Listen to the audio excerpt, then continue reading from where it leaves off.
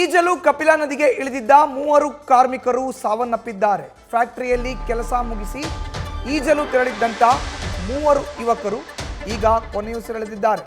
ನಂಜನಗೂಡು ತಾಲೂಕಿನ ಗೋದ್ದನಪುರ ಗ್ರಾಮದಲ್ಲಿ ಈ ಘಟನೆ ಸಂಭವಿಸಿದೆ.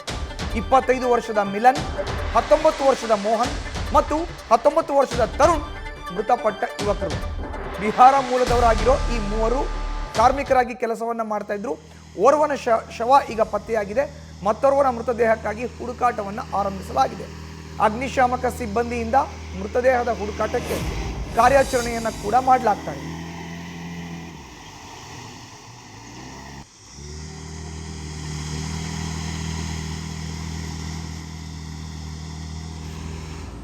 ಈಜಲು ಕಪಿಲಾ ನದಿಗೆ ಇಳಿದಿದ್ದಂಥ 3 ಯುವಕರು ಸಾವನ್ನಪ್ಪಿರುವಂಥ ಘಟನೆ ನಡೆದಿದೆ. ಫ್ಯಾಕ್ಟರಿಯಲ್ಲಿ ಕೆಲಸ ಮಾಡ್ತಾ ಇದ್ರು ಈ 3 ಯುವಕರು. ಕೆಲಸ ಮುಗಿಸಿ ಈಜಲು ಹೋದಾಗ ಈ ಘಟನೆ ಸಂಭವಿಸಿದೆ. 25 ವರ್ಷದ ಮಿಲನ್, 19 ವರ್ಷದ ಮೋಹನ್, 19 ವರ್ಷದ ತರುಣ್ ಮೃತರು ಎಂಬುದು ಈಗ ಪತ್ತೆಯಾಗಿದೆ.